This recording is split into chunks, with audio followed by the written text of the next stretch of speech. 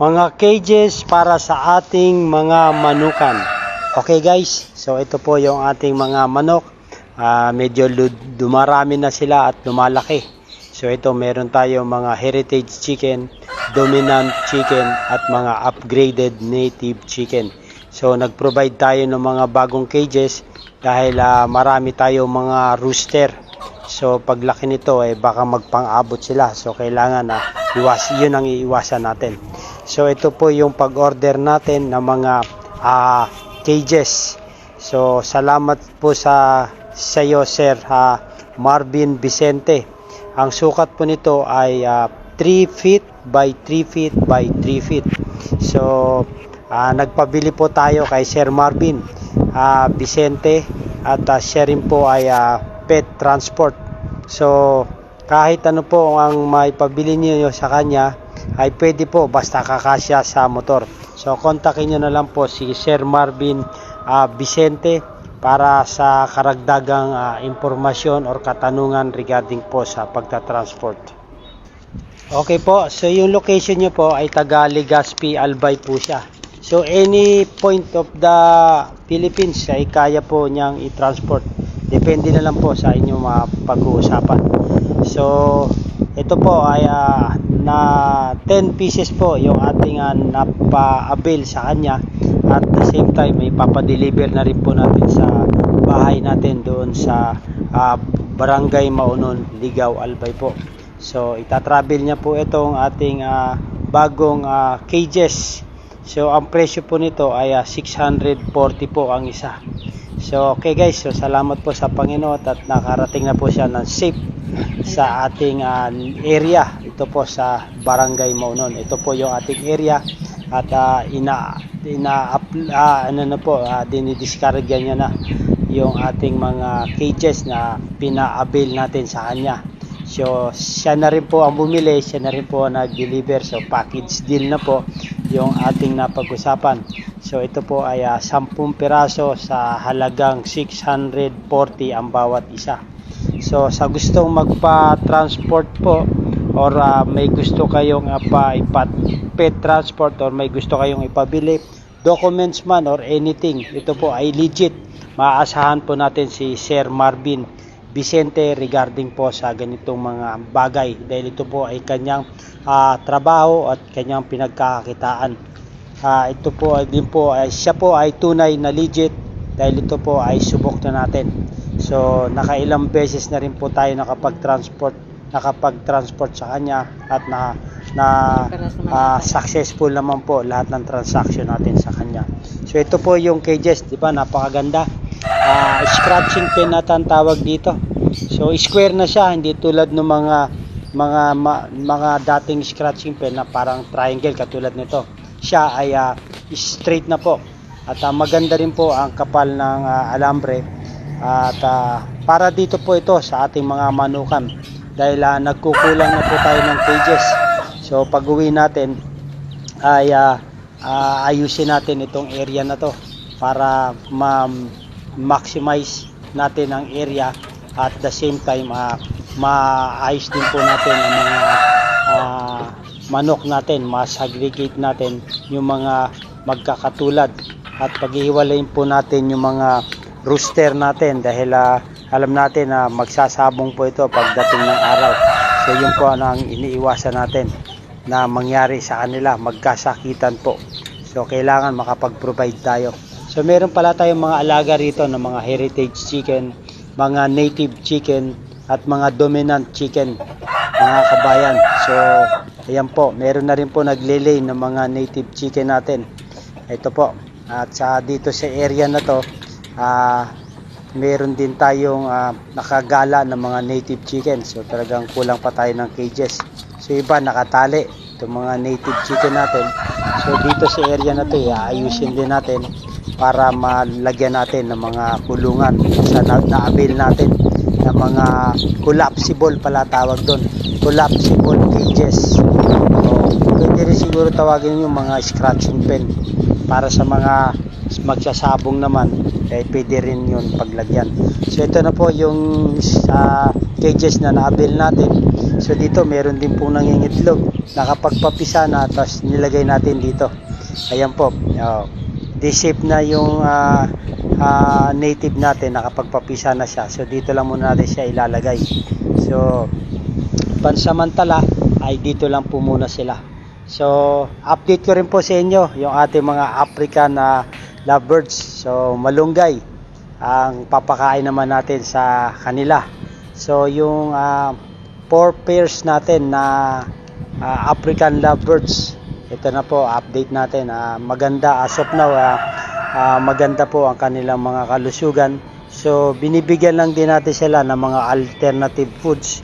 Katulad nito ay malunggay, minsan guava, minsan yung mga prutas. Pwede rin po natin ipakain sa kanila.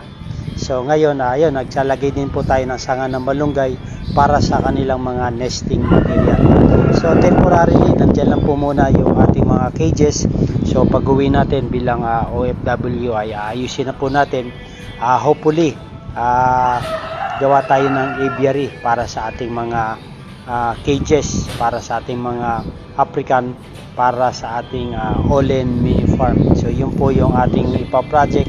So pag-uwi natin in God's will, inshallah. So yun po ang ating ipa-project. So salamat po muli sa ating may bahay, sa partner in life ko sa kanyang pag-aalaga, at nakakahiligan niya na rin mag-maintain at mag-provide ng mga pangangailangan ng ating mga alaga. So tulad niyan, so meron lang tayong tanim sa ating bakuran ng mga malunggay. Ito po ay pwede natin ipakain sa ating mga alagang ibon. So parating na rin po yung ating medium bird. So hopefully, pero wala pa rin patayong cages hanggang ngayon. So marami talaga tayong ipa-project pag uwi natin. So bukod po sa malunggay, ay magbibigay din po tayo ng mga grits. Ayan, yung mga shell grits, mga buhangin na pino. Ito po ay nakakatulong sa digestion ng ating mga ibon, at saka nagpapatibay po ng mga eggshell para sa mga alagang ibon natin. Ito po yung mga dinurog natin ng mga eggshell, mga corals o mga shell na sa dagat, kasi malapit lang po ang area namin sa dagat. So kumuha tayo ng buhangin sa dagat, at yun ay ibibigay lang natin sa ating mga sakulungan. So sila na po ang kakain yan, at sila po ang mamimili kung ano po yung gusto nilang kainin. So ito po ay nakakatulong sa kanilang digestion, sa pagpapatunaw ng kanilang mga kinakain. So kasi ang mga ibon natin ay hindi nakakagala, hindi nakakalipad ng malaya. So tayo na lang po ang mag-provide kung ano po ang mga pangangailangan nila. Okay po guys, so kung nagustuhan niyo itong video na to, ay humingi ako ng favor, please subscribe my YouTube channel, Olen Gapi Hobbies. Maraming po salamat, at pakiclick na rin po yung notification bell para ma-update po tayo sa mga bagong video nating i-upload regarding po sa buhay pagmamanukan, buhay mag-iibon, buhay probinsya, at buhay OFW. Okay guys, so marami po salamat sa inyong suporta. So habang nagpapatuloy po tayo, ay gusto ko pong i-shoutout ang ating mga kababayan na sumusuporta po sa atin. Si Clyde Joseph Pinulan, shoutout po sa inyo. So happy days, shoutout din po sa inyo. Ma'am Elizabeth Hadlock, maraming po salamat sa inyong suporta. Ganun din po kay Krishnan25 TV, shoutout po sa iyo kabayan from Bahrain. Pasupport din po sa kanyang YouTube channel, Krishnan25 TV. Okay Brad, na-shoutout na kita. Maraming din po salamat sa inyong suporta. Ganun din po kay Oscar Sarno. Maraming po salamat sa inyong suporta sir. Kay Sir Gary Ratka, Lando Medina, at kay Sir Ramon Del Rosario, at kay Bobby Malta 73. Maraming po salamat sa inyo suporta guys, at mabuhay po kayo sa and God bless po sa bawat isa sa atin. Ito po, tunay na pakainam ng ating mga naibibigay na mga sustansya at mga pagkain sa ating mga ibon. Tingnan mo, napaka-active nila. At ito na po, nagme-mate na sila, at malapit na po yan sila mag-nesting. So pag ganito pong nagme-mate na sila, kailangan bigyan na natin sila ng sanga ng malunggay. Dahil yun po ay isa sa mga materials para sa kanilang mga gagamitin pag nesting. Okay po. So yan po, successful na po. Ito po ay proven pair na ng ating naabel kay Jab Valencia. 4 pairs po ito. So shoutout din po sa iyo, Jab Valencia, sa magagandang quality na inyong ibinahagi sa atin. Ito po ay mga opaline lovebirds. Okay po. So meron tayo mga bayong Ewing opa dyan, mga Parblo Ewing opa, mauve opa, post split dan, at meron Turks Parblo. So dito po sa area na to ay ito ang gagawa natin ng aviary para sa ating mga ibon dito sa gilid ng bahay natin. So sayang yung space po. So dito gagawa po tayo ng aviary. So ito po ang ating ipa-project sa pag-uwi natin. So hopefully mag-success yung ating mga project dahil gagawa po tayo ng mini farm lang para sa ating backyard farming, backyard breeding, at the same time hobby sa ating mga nakakahiligang pag-aalagaan.